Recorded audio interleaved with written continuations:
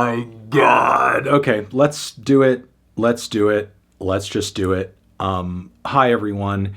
Anthony Fantano here, internet's busiest music nerd, and it is time for 2025 List Week, another installment of that. Yep, going through the best and worst that 2025 had to offer, musically speaking. And yeah, we are going to go over our worst albums of the year, and they are as follows. Without any further ado, let's do it! We're going to start at number 10 with a release that I know a lot of people are going to be disappointed to see on this list, and that is going to be the new Tame Impala album, Deadbeat. I know there were a lot of people who strongly disagreed with my 2 out of 10 review for this record, but I truly do think this is a terrible album and a massive disappointment for a project that, the last Tame Impala album was already the worst one. This just brings Kevin Parker's output to a new low, but if there is a silver lining in this cloud, it's that I don't think it can get much worse than this. Like, it can really only go up from here. However, part of me does sort of question whether or not that will happen because,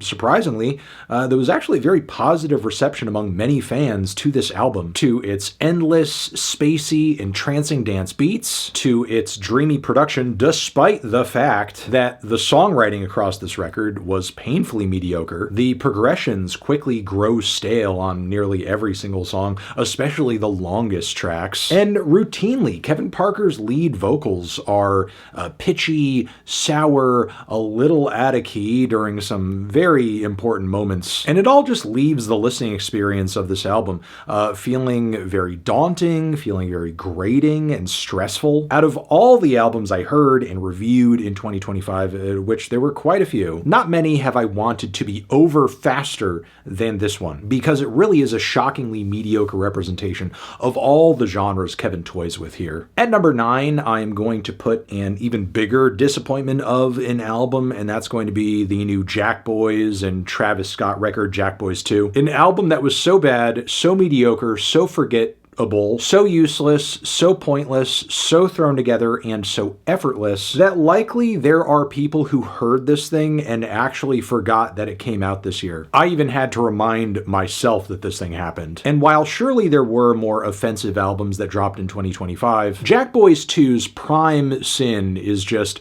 not doing anything of note whatsoever, which is a real disappointment because Travis Scott's last album, Utopia, actually ended up being one of his most kind of daring and experimental projects to date, at least within, the confines of his usual sound. But while Travis Scott's career has still very much been riding on a high as of late, one thing that for a while has been kind of dying on the vine is his, Cactus Jack label, his Jackboys musical collective, which has more hits than misses when it comes to fielding talent that's genuine, authentic, and interesting enough to actually stand on its own without Travis Scott supporting it. Shout out to Don Tolliver. So under best conditions, one would hope that a Jackboys 2 project would actually do something to move the needle and create some motion for some of the more underappreciated names on, Cactus Jack in the Jackboys collective. But instead of showing out and showcasing the best of what Jackboys has to offer and providing some actual bangers, what we get instead is a series of cutting room floor nonsense where pretty much everyone involved seems to be putting in as little effort as possible over mediocre instrumentals, songs that go nowhere, really some of the most boring trap and hip-hop that you could possibly listen to in 2025. However, I somehow found this next one at number 8 even more mind-numbing, and that would be the new Royel Otis album, Hickey. A duo that somehow gained some buzz in the indie scene over the past few years coming out of Australia, despite the fact that they have one of the most measured, generic, meat and potatoes, beach fossils ripoff type sounds that I've ever heard in my life. Really the same drum beats, twangy guitar licks, and nonchalant, sort of dodgy vocals that you've heard many bands that come out of the lo-fi craze of the early 2010s, late 2000s do a million times before. But now this time around, we're hearing an iteration of it that feels like it was thrown together in GarageBand in like 10 minutes, with some of the most forgettable songs that have ever been written in modern human history. The whole thing is so vapid, so pointless, so vacuous that it makes you kind of worry about the modern state of the indie scene. Or at least it would if it weren't for bands like Geese kind of popping off this year, which hopefully means the death of store brand indie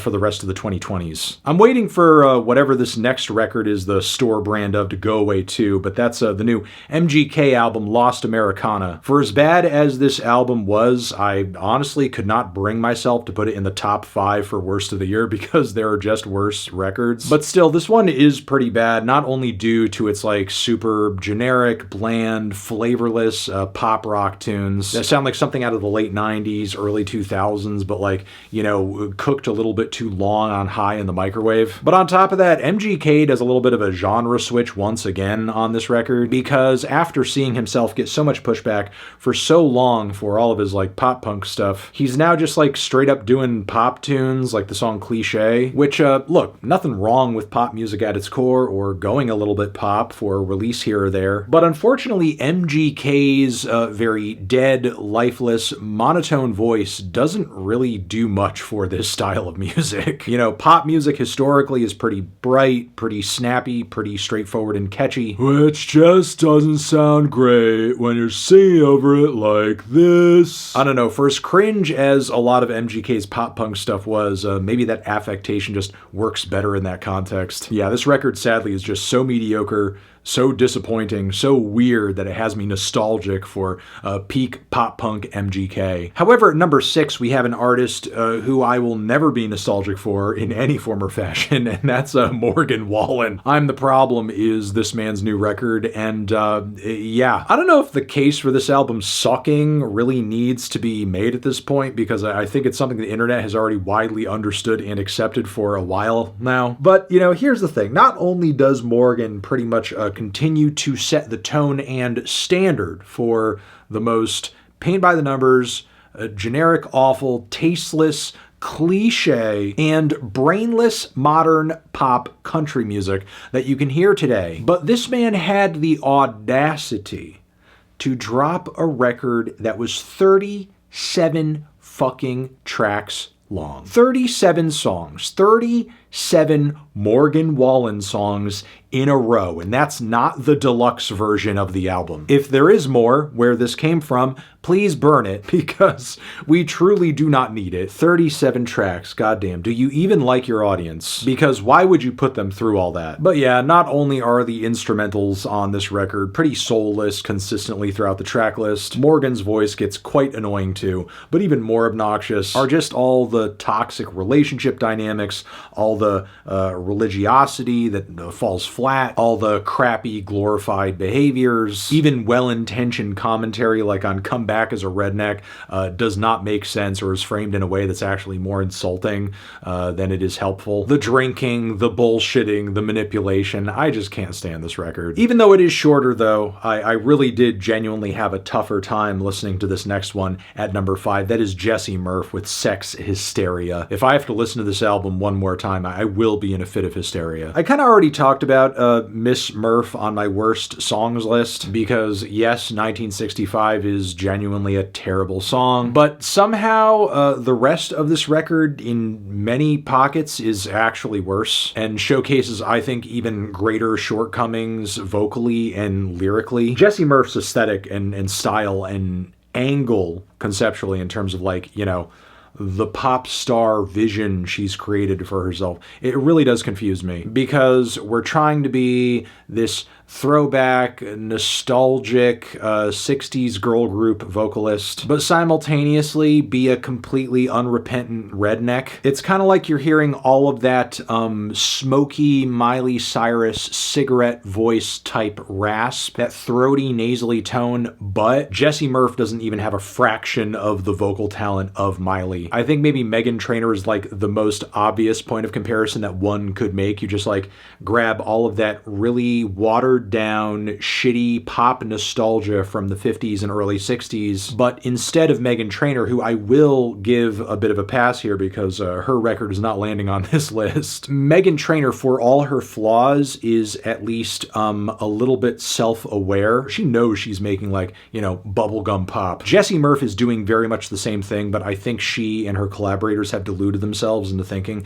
they're actually making something that's truly genuinely edgy in, like, kind of a weird Amy Winehouse sort of way, or even like a, you know, an early Lana Del Rey way, when no, you literally are just making Meghan Trainor music but with more F-bombs. Okay, next, at number 4, we have an artist who I've really been avoiding talking about for quite a while, honestly. Mostly because I do genuinely think he makes some of the dumbest, edgiest, most pointless, and unnecessary music on the planet. But that would be Lil Darkie with his USD record. I'm not going to go into this guy's backstory. His music just sucks. But the reason I'm bringing this record up is not only is it also trash, but he does seem to be making a genuine effort to make a profound and interesting artistic statement here in terms of rapping over more experimental and abrasive beats and giving us a series of verses and character performances where he's rapping from the standpoint of, you know, different perspectives, rednecks, veterans, so on and so forth,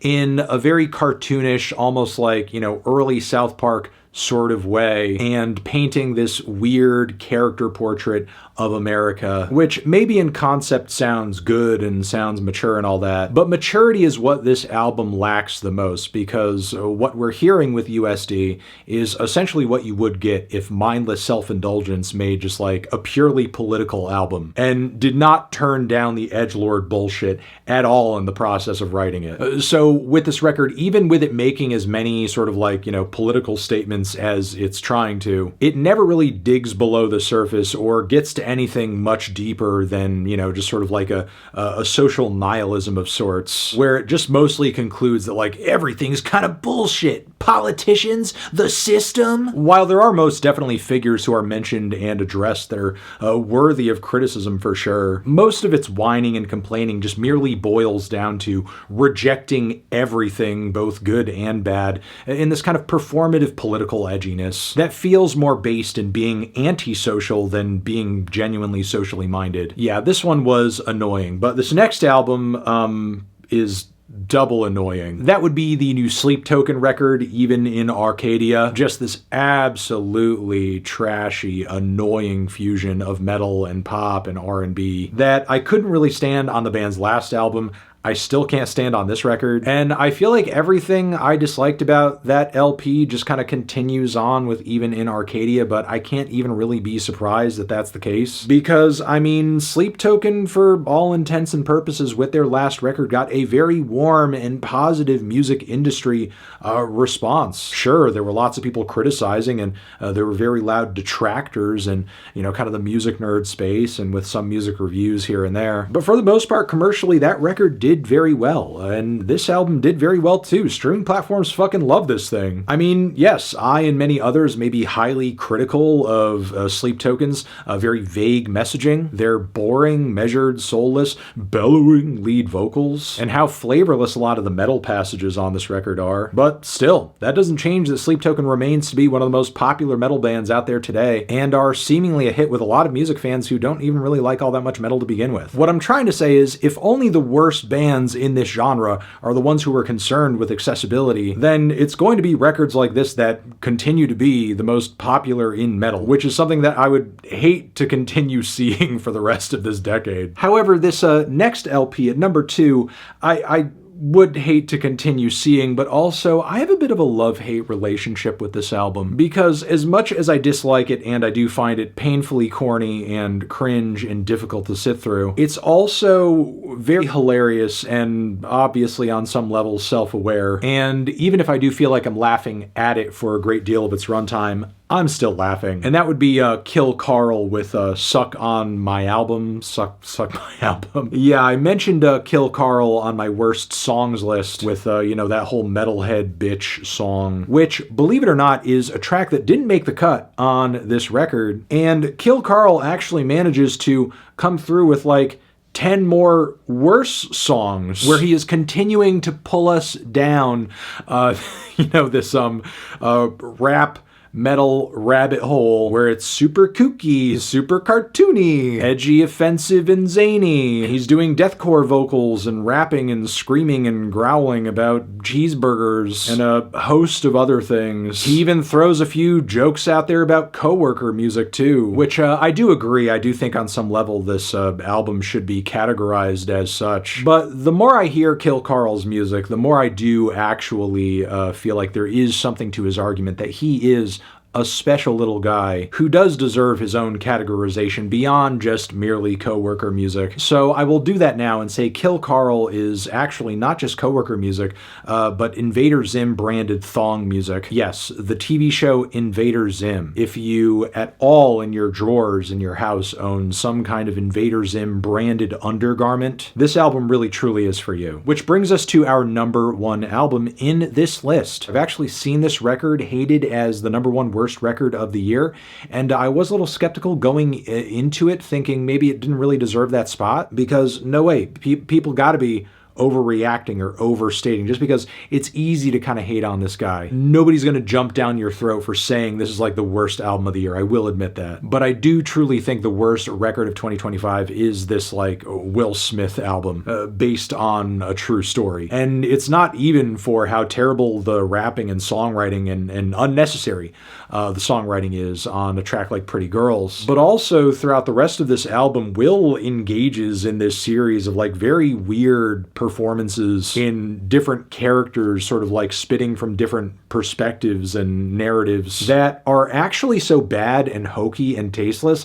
I had to remind myself, this man was a literal professional actor for decades, because like that's the thing. This guy has been acting most of his life at this point. Why is the acting on his rap album so bad? Like, none of his characters or performances are believable in any way, nor do they even work in like a satirical sense. Like, none of the jokes are landing, none of the over exaggerations are funny or even witty or showcase any kind of like smart commentary or observation. The features are also a headache and a half. I've never ever wanted to listen to Will Smith rap with Joyner Lucas, and I never want to again. But yeah, this album is shockingly bad, especially for an artist who already at this point has had quite a few career lows, musically speaking, which I guess is just really saying something. But yeah, there are your 10 worst albums of 2025. Let me know what you think of the list.